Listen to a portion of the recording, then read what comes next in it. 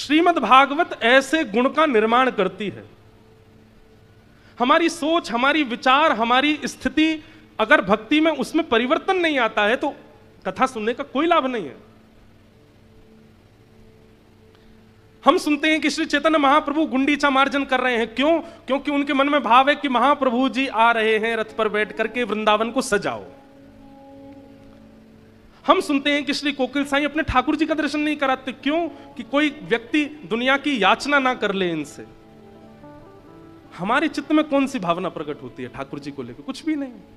और जब तक ये भावना प्रकट ना हो तब तक समझिए कि आपने कथा सुनी नहीं। कथा चित्त को एक अभूतपूर्व बना देती है, आपकी विचारधाराओं को, आपकी चित्त वृत्ति को ऐसा बना देती है कि आप कुछ अलग सोचने लगते हैं, आपकी विचारधाराएं कुछ विलग हो जाती हैं।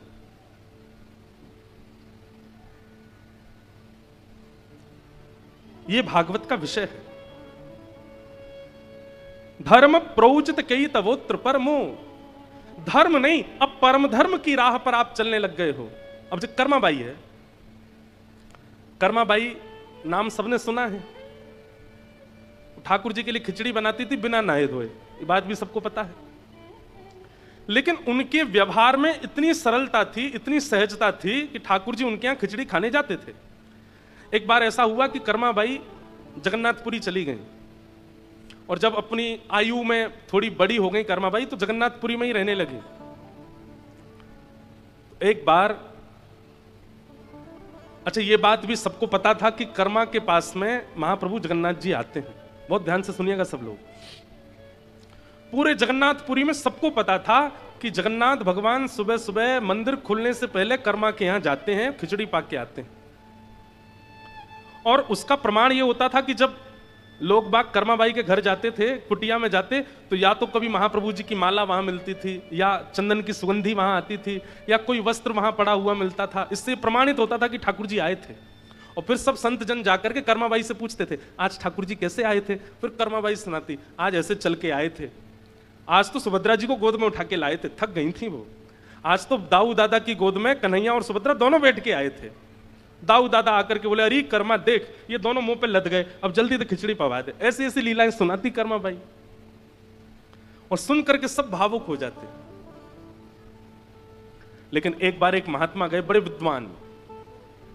वो महात्मा, अब जो ज्यादा कई बार ज्ञानी हो जाते हैं ना, बुरा नहीं मानिएगा, ज्ञान होना एक बात होता है, और ज्ञान का आवरण होना एक अलग बात होता है। एक होता है धनवान है, और एक है धनवान है नहीं पर दिखा रहे हैं कि हम बहुत धनवान हैं। यहाँ पे अंगूठी पहन, यहाँ पे पहन, यहाँ पे पहन, इधर लटका लिए दो चार। कई लोग ऐसा वो जबरदस्ती दिखाते हैं कि हम बहुत धनवान हैं। कई लोग ज्ञानी नहीं होते पर दिखाते हैं कि हम बहुत ज्ञानी। कई लोग भक्त होते नहीं पर दिखाते हैं कि हमें भक्ति बहुत है। तो ऐसे ही एक महात्मा चले गए। कर्माबाई प्रवचन, आज की लीला सुना रही थी, आज कैसे कैसे ठाकुर जी आए। सबके तो नेत्र सजल हो गए, उनके ऊपर कोई असर नहीं हुआ। सब लोग वहां से जाने लगे। आज ठाकुर जी की खिचड़ी प्रसादी लेकर के सब जैसे जाने लगे, तो वो महात्मा बोले, सब चले जाएं कर्मा, फिर मुझसे एकांत में बात करना। सब चले गए। कर्माबाई बोली, आज्ञा करो। बोले, हमने सुना है तुम नहाती नहीं हो, प्रसाद बनाते से पहले स्नान नहीं करती। नहीं, ऐसी बात नहीं है, वो बाल्यकाल से महाप्रभु जी को प्रिय लगता है ना, तो मैं वैसे ही बनाती हूं। पर मैं रात्रि में स्नान कर ली तो मेरी कोई अपवित्र अवस्था नहीं होती उस समय। मैं बहुत ध्यान से महाप्रभु जी का प्रसाद सिद्ध करती हूं। नहीं, गलत है। देखो, वो तो भगवान है, वो तो करुणा में है। बहुत ध्यान से सुनिएगा, वो तो कृपालु हैं, वो तो करुणावतार हैं। वो तो तुम्हारी हर भावना स्वीकार करेंगे, पर तुमको चाहिए कि तुम शास्त्रीय नियम का पालन करो। वो तो परमात्मा है, वो कुछ नहीं बोलेंगे। लेकिन इन सब का तुमको एक बात और बता दूं। बोले, क्या? ये सब तुम्हारे पूर्व जन्म में किए गए पुण्य हैं, जिनके फल से जगन्नाथ जी तुम्हारे यहां प्रसाद पाने आते हैं। जिस दिन तुम्हारा पूर्व जन्म का पुण्य नष्ट हो जाएगा, हाथ पे हाथ धरी बैठी रह जाओगी, महाप्रभु जी नहीं आएंगे तुम्हारे पास। कर्माबाई इतनी घबरा गई, नहीं नहीं भगवान, आप आज्ञा करें, मुझे किस नियम का पालन करना है, कैसे करना है, आप जो बताएंगे मैं वैसे करूंगी। महात्मा ने लंबा चौड़ा नियम बता दिए। सुबह उठा करो, उठने के बाद फिर शुद्ध जल में स्नान करो, उसके बाद फिर यहाँ महोदधि समुद्र है, समुद्र में स्नान करो। समुद्र से आने के बाद पूरा शरीर नमकीन हो जाएगा, तो एक बार फिर शुद्ध जल से स्नान, 3 बार तो स्नान करो। और स्नान करने के बाद गोपी चंदन घिसो, गोपी चंदन घिस करके ठाकुर जी को अर्पित करो, फिर अपने शीश पर लगाओ। फिर जिस चूल्हे में ठाकुर जी का भोजन बनता है उस चूल्हे में बढ़िया पूजन करो, उस पर पुष्प अर्पण करो, अन्नपूर्णा मैया को प्रणाम करो। फिर अग्निदेव का आवाहन करके अग्नि प्रज्वलित करो, जो कढ़ाई है उस कढ़ाई पर चंदन लेपन करो चारों ओर, और उसके बाद उसमें जो अन्न पधराओ उस समय सुंदर वैदिक मंत्रों का उच्चारण करो। फिर उसमें नमक डालते समय रामरस भगवान को प्रणाम करो। फिर इनको इतना नियम बता दिया कर्मा बाई को, तब खिचड़ी बना के पवाना ठाकुर जी को। कर्मा बाई बोली जो आज्ञा मैं करूंगी ऐसा ही करूंगी। दूसरे दिन कर्मा बाई उठी, पहले तो घर में स्नान किया। अच्छा, स्नान का भी नियम है, ब्रह्म मुहूर्त से पहले देव नदियों में और या फिर समुद्र में स्नान करना निषेध है। ब्रह्म मुहूर्त से पहले यानी कि सुबह के 3:45 से पहले स्नान नहीं करना चाहिए देव नदियों में या समुद्र में। 3:45, 3:30, 3:45 से ब्रह्म मुहूर्त प्रारंभ होता, तभी आप स्नान कर सकते हो, क्योंकि उससे पहले देवता स्नान करने आते हैं। उस समय यदि आप स्नान करने के लिए जाएंगे तो ऐसी शास्त्र आज्ञा है कि फिर देवता थोड़े, भाई उनका समय है, उनको स्नान करने दो, अब आप स्नान करोगे तो फिर वो नहीं करेंगे। तो कर्मा बाई पहले प्रतीक्षा करती, सुबह ब्रह्म मुहूर्त होता, फिर महोदधि स्नान करती, घरा के शुद्ध जल से स्नान करती। आज चूल्हा का पूजन कर रही है, अग्नि पुष्प आदि सब छोड़ रही है, अन्नपूर्णा मैया का स्मरण कर रही है, पतीला धर के उस पर चंदन लगा। इतने में ही महाप्रभु जी आ गए। महाप्रभु जी आ गए, सुभद्रा जी आ गई, बलराम जी आ गए, आकर के तीनों बैठ गए और बैठ कर कह रहे हैं मां लाओ जल्दी प्रसादी लाओ। कर्मा बाई बोले रुक जा रुक जा रुक जा, अभी अभी कढ़ाई का पूजन चल रहा है। ठाकुर जी बोले हैं ये क्या हो रहा है, कढ़ाई का पूजन? सुभद्रा जी बोली आज देख रहे हो कर्मा के केश कढ़े हुए हैं, बढ़िया जूड़ा बना है, आज नहा धो के बना रही है।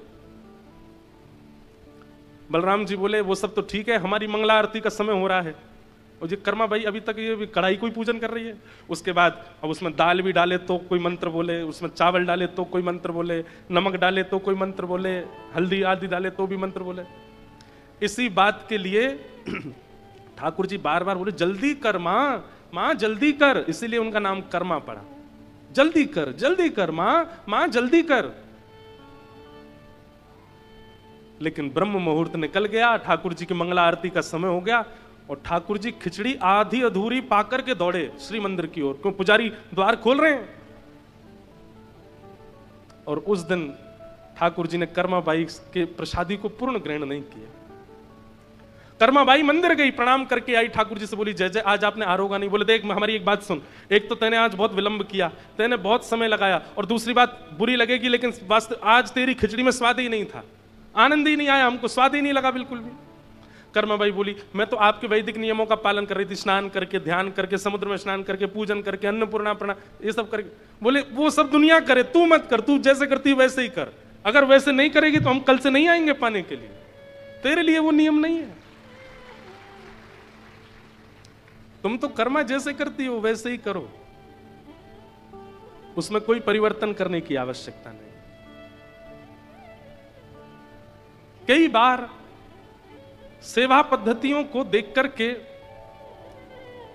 कई नियम और भाव का बात कह दी जाती, पर एक बात स्पष्ट मानिए, जो बुद्धि से, स्वभाव से, व्यवहार से बहुत सहजता में आ चुके हैं, चतुराई ने जिनको छुआ तक नहीं है, यदि वो इस प्रकार से सेवा भाव रखते हैं तो उसमें दोष नहीं है। आप चतुर हो, आपके अंदर चतुराई भी है, आप दुनिया से कमाना जानते हो, दुनिया से छल करना जानते हो, अपनी व्यवस्थाएं करना जानते हो, चतुर बुद्धि में कुछ ना कुछ घूमता रहता है, आपके लिए वैदिक नियम ही करने पड़ेंगे, उसके बिना ठाकुर जी की प्राप्ति नहीं होगी।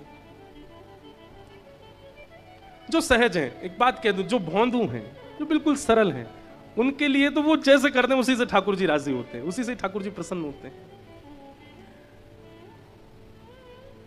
तो चाहे कर्मा बाई हो, चाहे चैतन्य महाप्रभु हो, चाहे जिन जिन आचार्यों का और रसिकों का हम नाम बोल रहे हैं, ये सब हों, ये सब कौन है? ये धार्मिक नहीं है, ये परम धार्मिक है, परम धर्म। और ये भागवत जी ही सिखाती हैं परम धर्म। तो हमारे अंदर परम धर्म किस रूप में आया है?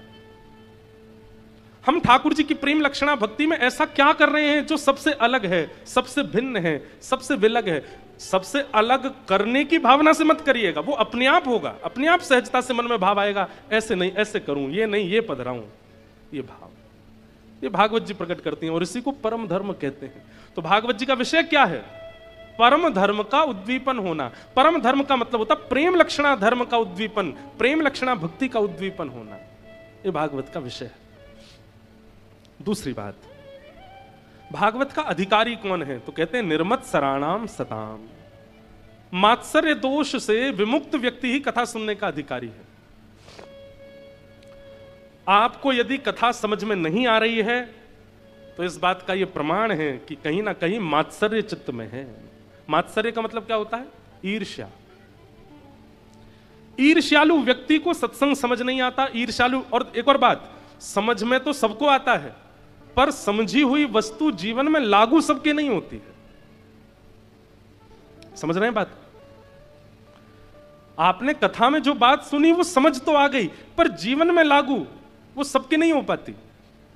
वो उसी की होती है जिसके चित्त में मात्सर्य दोष नहीं होगा। और अगर कथा में सुनी हुई भाव गुरु के द्वारा की गई आज्ञा आपके चित्त में लागू नहीं हो रही है तो आप मात्सर्य दोष से युक्त हो, यह इस बात का प्रमाण है। आपके अंदर ईर्ष्या है। किसी की उपलब्धि देख करके, किसी की सुंदरता देख करके, किसी के गुण देख करके, सुन करके आप सह नहीं पाते। इसीलिए गुरु आज्ञा और भगवत आज्ञा आपके जीवन में आ नहीं पाती। गुरु आज्ञा हो गई, रोज ये नियम पालन करके आपको करना है अपना दिन का प्रारंभ। अब आप घबरा गए, हो ही नहीं रहा, हमसे बन ही नहीं पाता, हमसे हो ही नहीं पा रहा, तो आप कहीं ना कहीं इस बात को प्रमाणित कर रहे हो कि आप में ईर्ष्या है। समझ रहे हैं हमारी बात को? ईर्ष्या विमुक्त व्यक्ति शास्त्राज्ञा और गुरु आज्ञा के पालन में बिल्कुल संकोच नहीं करेगा। और जिसके चित्त में किंचित ईर्ष्या होगी किसी के भी प्रति, वो गुरु आज्ञा और शास्त्राज्ञा को जीवन में धारण करने से पहले उसको 100 बार सोचना पड़ेगा। कैसे करूं? मुझसे तो होगा नहीं, मेरे पास तो समय ही नहीं है, मैं तो इतना व्यस्त हूं, ये तो बन ही नहीं पाएगा, ये तो हो ही नहीं पाएगा। मीराबाई, चाहे विपरीत ससुराल मिला हो, चाहे विपरीत संबंधी मिले हो, मीराबाई को जो करना है वो कर लिया उन्होंने।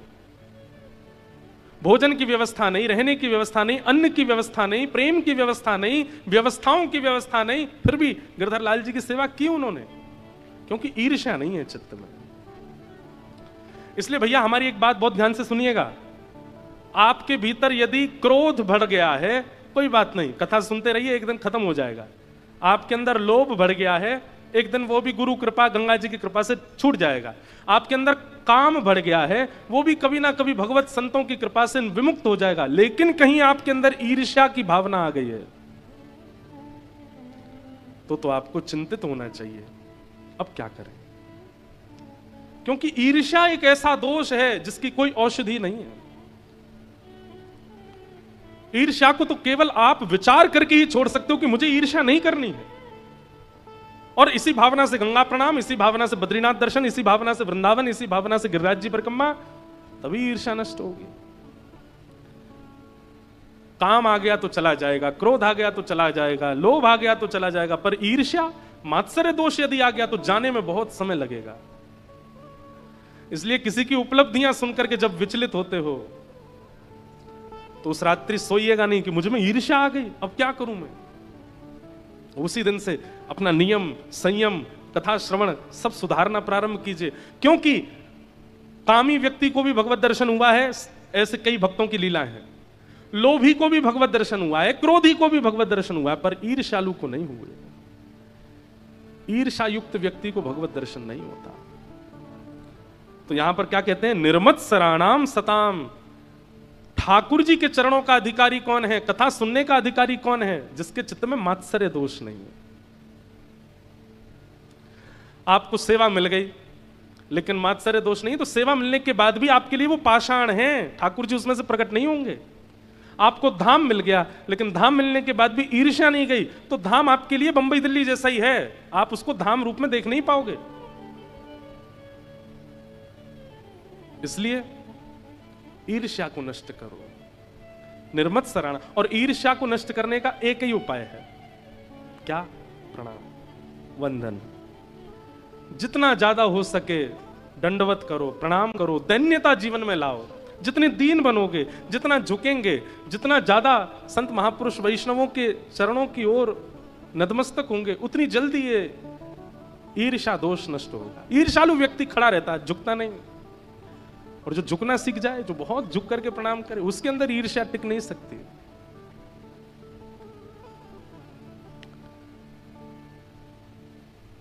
प्रकाशानंद सरस्वती काशी में एक बहुत बड़े विद्वान, जब से चैतन्य महाप्रभु के बारे में सुना है तब से इतनी ईर्ष्या करने लगे। श्री प्रकाशानंद जी ये कौन है? हमारे श्री राधारमण लाल जी को जिन्होंने प्रकट किया, ऐसे श्री गोपाल भट्ट गोस्वामी जी के खास चाचा प्रकाशानंद जी। दक्षिण भारत में आप निवास करते थे, लेकिन अपनी विद्वत्ता के कारण काशी आ गए।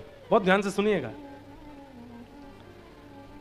तो एक बार दक्षिण से कोई गया था काशी, तो प्रकाशानंद जी ने पूछा, तुम कहां से आए हो? बोले, हम दक्षिण आपके घर के पड़ोस से ही आए। अच्छा, घर पे सब लोग कैसे हैं?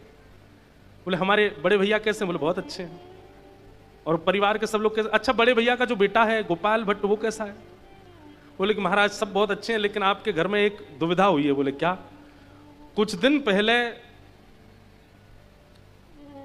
श्री कृष्ण चैतन्य महाप्रभु नाम के एक व्यक्ति आए थे, और आपके घर से उन्होंने वेद वेदांत सबको बंद करा दिया, केवल हरिबोल हरिबोल होता है अब तो आपके घर में।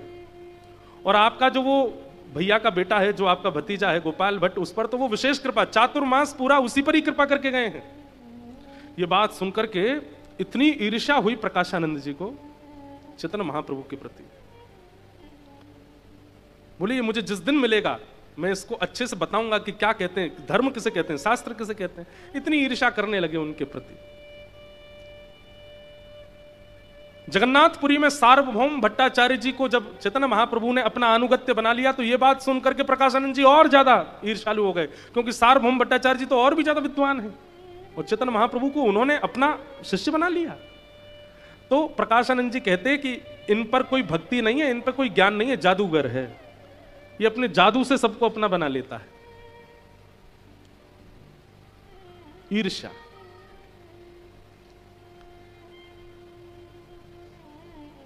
लेकिन एक समय आया, काशी में चैतन्य महाप्रभु आए, और तभी इनको पता चला कि वही श्री कृष्ण चैतन्य महाप्रभु यहां आए हैं।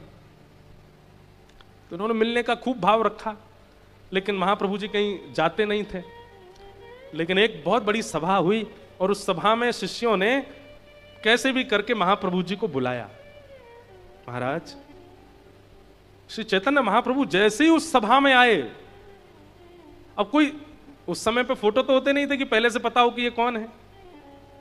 महाप्रभु जी के रूप को देख करके, उनके नेत्रों को देख करके, उनके भाव भंगिमा को देख करके, और जिस भावावेश में वो रहते थे उसको देख करके सबसे पहले नतमस्तक होने वाला उस सभा में कोई था, तो प्रकाशानंद।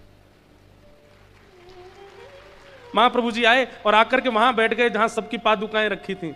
प्रकाशानंद जी उतर करके गए, बोले, मैं आपको जानता नहीं हूं, मुझे आपका परिचय नहीं पता, पर मैं आपसे प्रार्थना करूंगा, जब से आप आए हैं मेरे चित्त में पता नहीं कैसे इतना प्रेम प्रकट हो रहा है। ऐसे लग रहा है कि जैसे मानो प्रेम की हिलोरें आ रही हैं, प्रेम का ज्वार भाटा मेरे चित्त में आ रहा है। आप कौन हैं वो मैं बाद में पूछूंगा, पहले मैं आपको प्रणाम कर लूं। प्रणाम किया, और प्रणाम करके कहा, मंच पर चलिए, आपका स्थान नीचे नहीं है।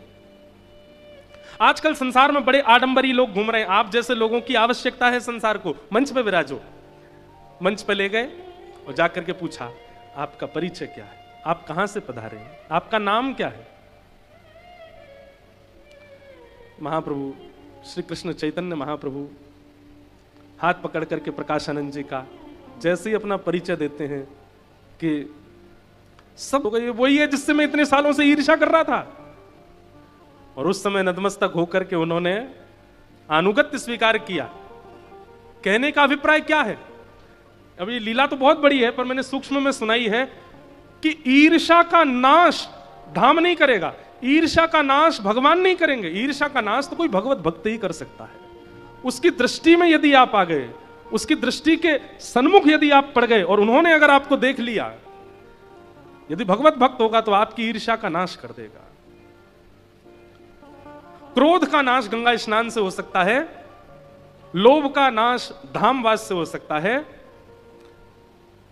अभिनिवेश अहंता ममता का नाश तीर्थ यात्राओं से हो सकता है, पर ईर्ष्या का नाश तो कोई भगवत भक्त ही करेगा। इसलिए मैंने कहा, अगर ईर्ष्या ज्यादा हो रही हो चित्त में, और आप लोग यहां बैठ के सुन रहे हैं, किसी को अगर पता चल गया हो कि मुझ में ईर्ष्या है, आज से ही प्रणाम प्रारंभ कर दो। जो वैष्णव दिखे, जो महानुभाव दिखे, जो भक्त दिखे, उनको प्रणाम करो, क्योंकि वही एकमात्र उपचार है ईर्ष्या को नष्ट करने का, और कोई उपचार नहीं।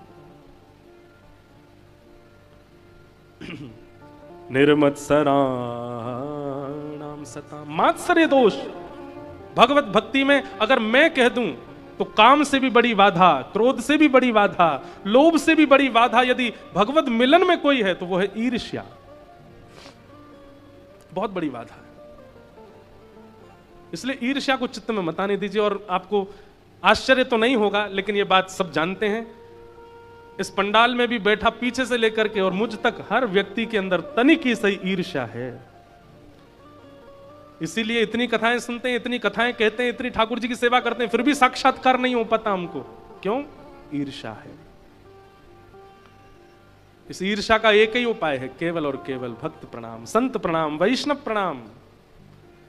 उनकी कृपा दृष्टि से ही ईर्ष्या का नाश हो सकता है, और कुछ नहीं। जैसे प्रकाशानंद प्रबोधानंद बन गए चैतन्य महाप्रभु की कृपा से।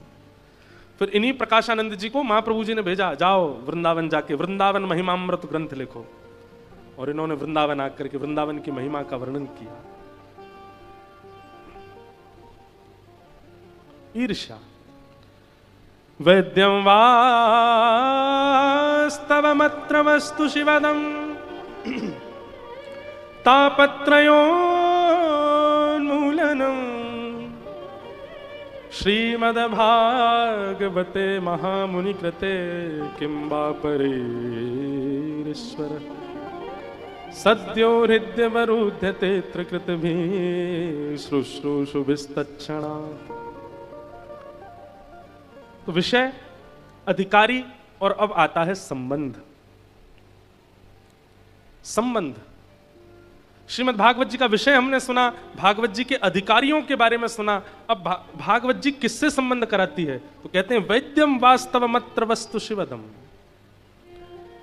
कई लोग कथा इसलिए सुनते हैं कि उनके जीवन के कष्ट दूर हो जाएं, कई लोग कथा इसलिए कराते हैं कि उनके जीवन में उपलब्धियां आ जाएं। पर अगर आप इन सब कारणों से कथा सुन रहे हैं तो आप जा सकते हैं। सांसारिक किसी भी कामना की पूर्ति कथा से होती तो है, पर फिर भी उसके लिए कथा मत सुनिए। ये तो बात वही हो गई, सिर में दर्द है और पेट दर्द की दवाई खाओगे तो सिर दर्द ठीक होगा? या फिर किसी को शुगर है और वो कैंसर की दवाई खावे, तो गलत है ना।